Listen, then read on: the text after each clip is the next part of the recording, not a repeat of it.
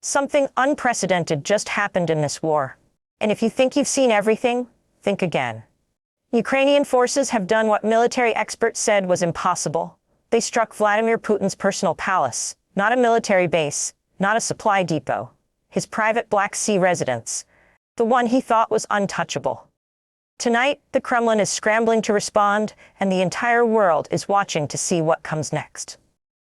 Good evening. I'm bringing you breaking coverage of what may be the most significant psychological blow to the Russian president since this war began.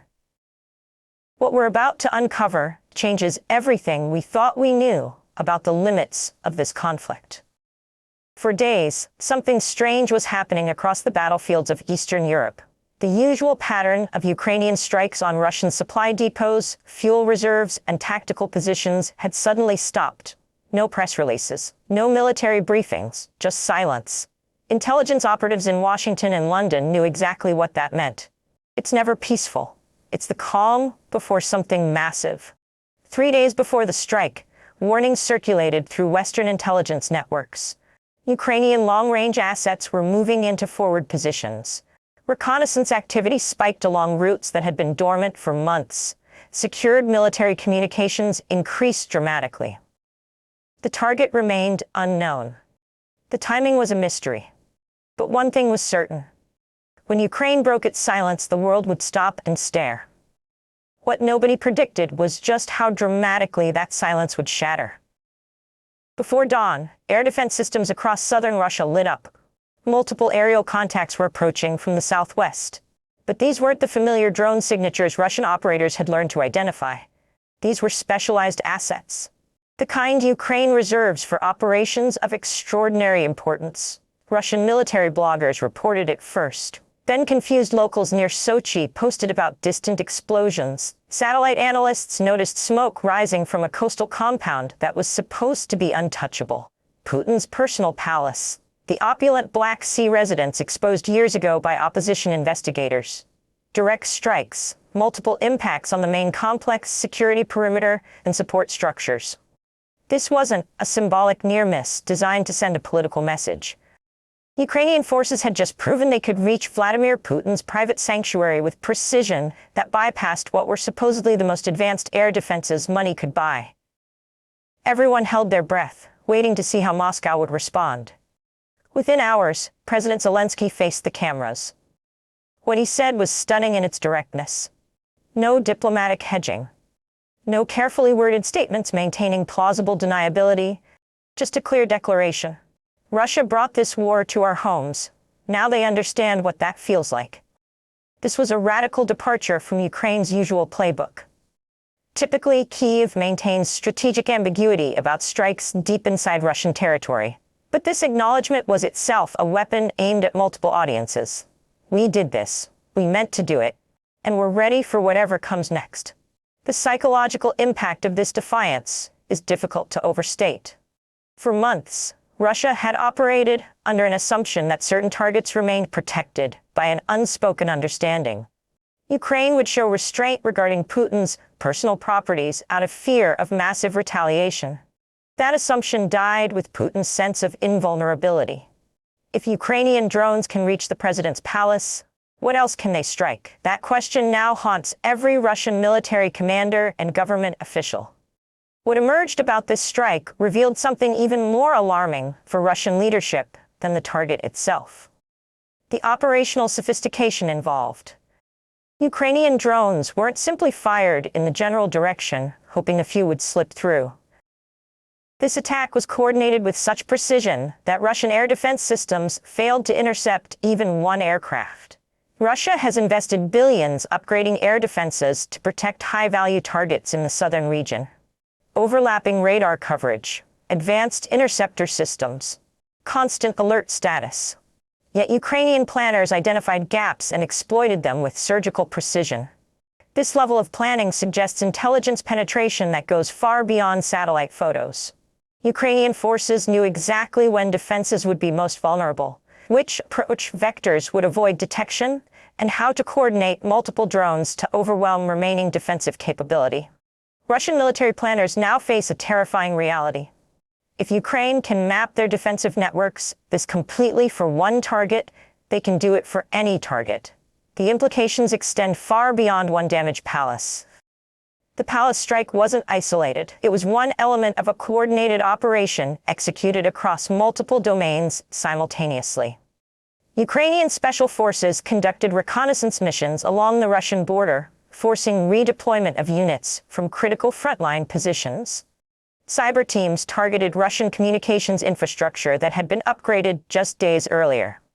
Naval drones operating in the Black Sea reportedly destroyed patrol vessels protecting coastal facilities. Each component served specific purposes. Border reconnaissance forced Russian forces to disperse. Cyber attacks degraded Moscow's ability to coordinate defensive responses. Naval strikes eliminated assets that would have protected against exactly this type of coastal attack. Ukrainian military planners executed a textbook special operations campaign, demonstrating capabilities that many Western analysts didn't believe they possessed. If you're finding this coverage valuable, take a moment to subscribe and hit that like button. Your support helps us continue bringing you in-depth reporting on the stories that matter. Russia's response came swiftly, but not in the form many expected. Rather than immediate military retaliation, the Kremlin issued statements characterized by unprecedented urgency and rage. Multiple spokespersons described the strike as terrorism against the Russian state. Then came the phrase that echoed across Russian state media within hours: total annihilation. Not vague threats about escalation, a specific promise that Ukraine's leadership, government buildings, and critical infrastructure would face complete destruction. But threats only work if the target hesitates, and Ukraine showed no signs of backing down. This strike wounded Putin in ways that battlefield losses never could. Military setbacks can be spun as strategic repositioning. Economic sanctions can be portrayed as Western aggression. But an attack on the president's personal residence exposes a vulnerability that undermines the strongman image Putin has cultivated for 2 decades. Russia didn't launch immediate retaliatory strikes, but they mobilized a coordinated response across multiple domains. Increased activity near nuclear storage facilities, though officials emphasized this appeared precautionary rather than preparatory. Coordinated cyber attacks against Ukrainian government websites and banking systems. Intensified artillery bombardments targeting civilian infrastructure in multiple Ukrainian cities. All unfolding within the same 12-hour period, suggesting centralized coordination rather than scattered reactions. Putin now faces extraordinary pressure from multiple factions within his own system. Military hardliners want immediate, devastating retaliation to restore deterrence. Economic advisors want de-escalation to ease Western sanctions crippling key industries. Intelligence officials want time to assess how Ukraine penetrated Russian defenses so completely. Balancing these competing demands while facing a Ukrainian military that just demonstrated it can reach him anywhere creates a decision-making environment fraught with danger. The Kremlin characterized the strike as inconsistent with the rules of warfare and an act of terrorism. But this narrative faces immediate credibility problems. Russia has spent months deliberately targeting Ukrainian civilian infrastructure, power plants, water systems, heating facilities, hospitals, schools. Having established this pattern, Russia now claims outrage that Ukraine struck a palace belonging to the leader who ordered these attacks. Zelensky's address following the strike was remarkable for its measured tone. "We did not start this war, but we will finish it. Every Russian who thought they could attack our homes without consequence now understands the truth." Then came the defining statement: "There is no palace, no bunker, no fortress where the architects of this genocide can hide from justice." These aren't rhetorical flourishes. They're strategic communications aimed at multiple audiences. To Ukrainians, your military is capable and aggressive in defending our nation. To Russians, no one, including your president, is safe from accountability. To Western allies, we remain a worthy investment. To Putin himself, you cannot hide from the consequences of your decisions. Western intelligence officials noted with concern that Russian nuclear forces reportedly increased their readiness posture following the strike. Current assessments suggest precautionary measures rather than preparatory actions. But the mere fact that nuclear posture changed indicates how seriously Moscow views this attack. NATO has made clear that any Russian nuclear use would trigger responses that fundamentally alter Moscow's strategic position. Ukraine's strike was carefully calibrated to avoid creating pretexts for nuclear use. They struck a symbol of Putin's power, offensive to his pride, but not justifiable as an existential threat. Pentagon officials are monitoring Russian military movements with intensity not seen since the war's opening weeks. Communications intercepts suggest confusion within the Russian military about how Ukraine penetrated their defenses so completely. When a military doesn't understand how an attack succeeded, they cannot confidently prevent similar attacks in the future. The next 48 hours will reveal whether Russia's threats translate into concrete military action or remain primarily rhetorical. Ukraine has demonstrated willingness to accept the risks of this moment. They calculated that striking Putin's palace would create psychological impact worth any potential retaliation. Tonight, one fundamental truth has been established beyond question.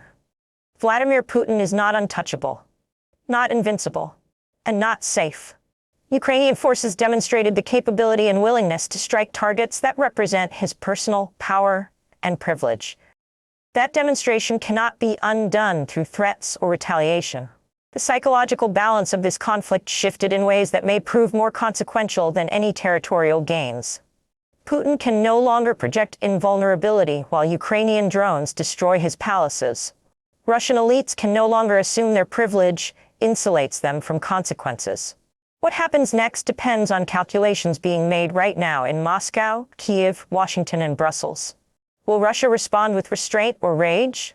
Will Ukraine press the advantage? Will Western support remain firm? The answers are still emerging, but the old assumptions no longer hold. Ukraine changed the rules. Russia promised annihilation. The world watches, uncertain what dawn will bring. The palace that symbolized Putin's untouchable power now stands damaged, smoking evidence that no fortress provides absolute security when adversaries combine intelligence, technology, and courage. If you found this analysis valuable, please hit the like button and subscribe for more in-depth coverage of global events. Share this with others who need to understand what just happened. The story is far from over.